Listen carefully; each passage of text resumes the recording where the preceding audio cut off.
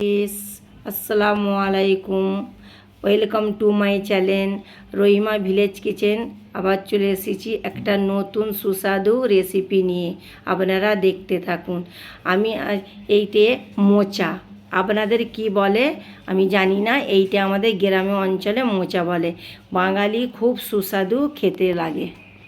এটা অনেক জায়গায় মোচার কলা গাছের ফুল বলে, আমাদের গ্রাম অঞ্চলে এটা মোচা বলে।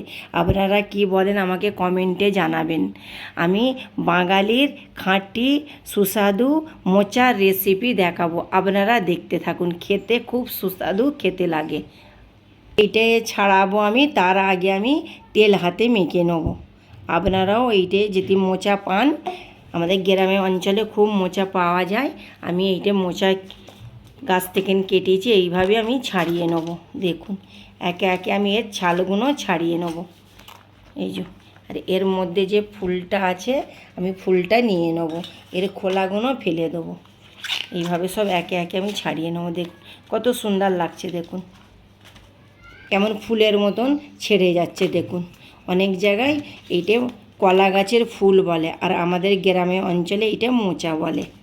দেখুন কত সুন্দর লাগছে। এই দেখুন এভাবে। এর মধ্যে আবার একটা দেশলাই কাঠির মতন আছে, ওইটা বেছে বেছে ফেলতে হবে, না ফেললে তিতো লাগবে। দেখুন এইভাবে আমি সব কটাগুলো ছাড়িয়ে নেব। এই যে এইভাবে দেখুন, এই খোসা থেকে এই যে আমার খোসা থেকে, এই খোসা থেকে আমি এইগুলো ছাড়িয়েছি। দেখুন এইভাবে ছাড়িয়েছি। এইটাই ছাড়ানো এখন সম্পূর্ণ হয়নি। দেখুন এর মধ্যে আবার এইরাম থাকবে, এই যে এইরাম একটা কাঠি থাকবে, এই যে এইরাম কাঠি থাকবে।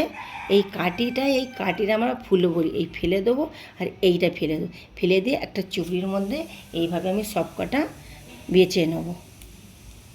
আপনারাও যদি এইটা কোথাও কিনতে পান, আপনারাও এইভাবে ছাড়িয়ে মোচা রান্না করে খাবেন, হেভি খেতে লাগবে, খুব সুস্বাদু খেতে।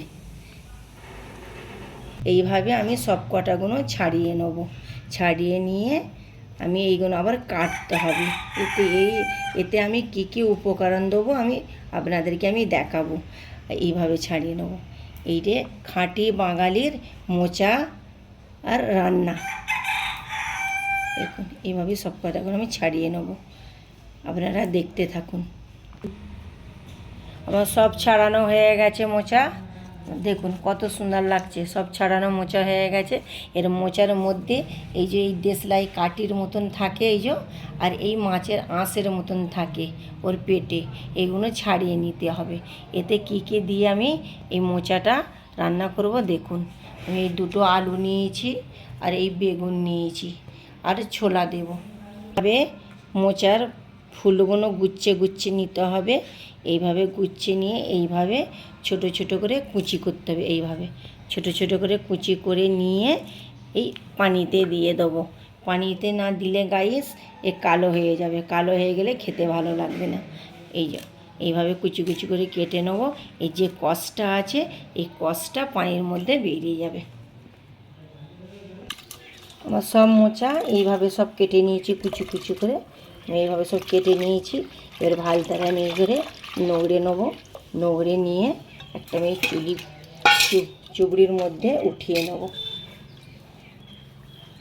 এইভাবে সব একে একে আমি তুলে নেব।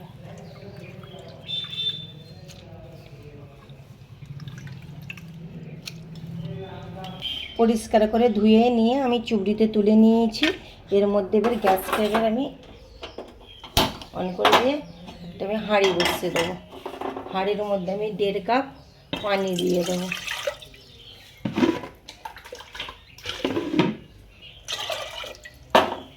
এর মধ্যে আমি 1 চামচ নুন দিয়ে দিলাম, আর 1 চামচ হলুদ দিয়ে দিলাম।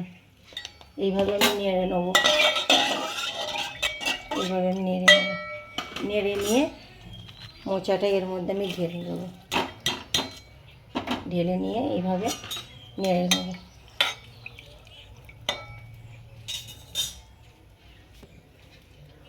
এইটা আমি চাপা দিয়ে দেবো।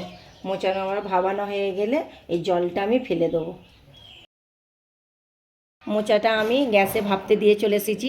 আমি আলু নিয়েছি, বেগুন নিয়েছি, এইগুলো আমি কুচি কুচি করে কেটে নেবো। এবার টকবক, দেখুন টকবক করে ফুটে এই কালো কালো জলগুলো বেরিয়েছে, দেখুন এই কালো কালো এইগুলো কষ, মোচার কষ এইগুলো, এই কষগুলো গ্যাসটা বন্ধ করে এই কষগুলো আমি ভালো করে ফেলে দেবো। এইভাবে ছেঁকে নিতে হবে।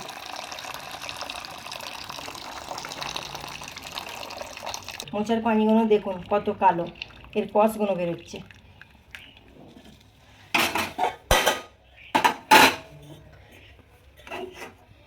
আবার এটা আমি জল দিয়ে ধুয়ে নেব। এবার এটা আমি জল ঢেলে নেব।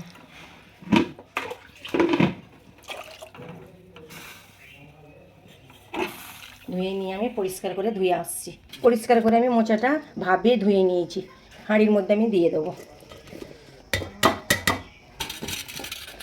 বেগুন আলু কুচি করে রেখেছি, এই মোচার মধ্যে দিয়ে দেবো। এর মধ্যে ছোলা দিয়ে দেবো, নুন হলুদ দিয়ে দেবো,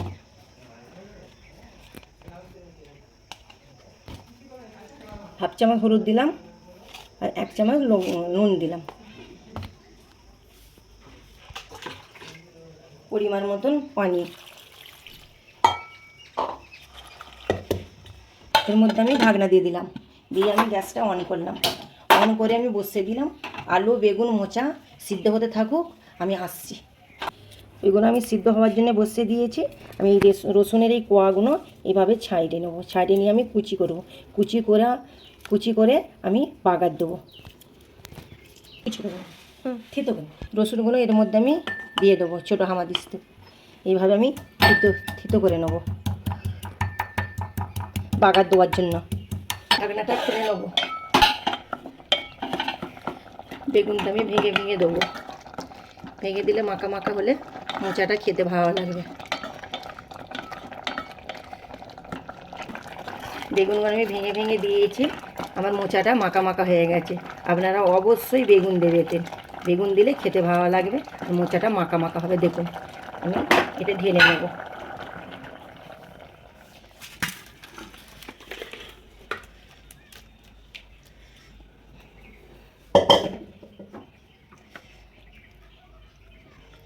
এর মধ্যে আমি কড়াটা বসিয়ে দেবো। এতে আমি তেল দিয়ে দেবো। একটা লঙ্কা দিলাম, একটু জিরের ফোড়ন দিয়ে দেবো। মোচাটা আমি নেড়ে নেবো।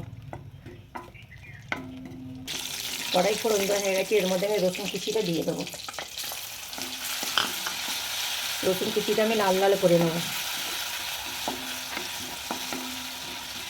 আমার লাল লাল হয়ে গেছে, এর মধ্যে আমি মোচাটা বাগার দিয়ে দেবো।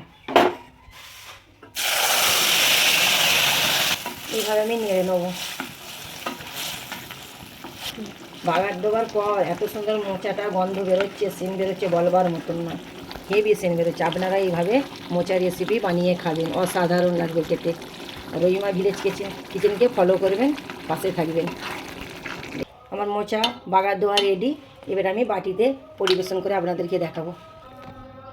মোচা বাগার দেওয়া রেডি। দেখুন খাঁটি বাঙালির মোচা রেসিপি। এইভাবে রহিমা ভিলেজ কিচেনকে ফলো করুন, শেয়ার করুন, সাবস্ক্রাইব করবেন, আর নতুন নতুন ভিডিও দেখার জন্যে পাশে থাকবেন। ভালো থাকবেন, সুস্থ থাকবেন। আল্লাহ হাফেজ।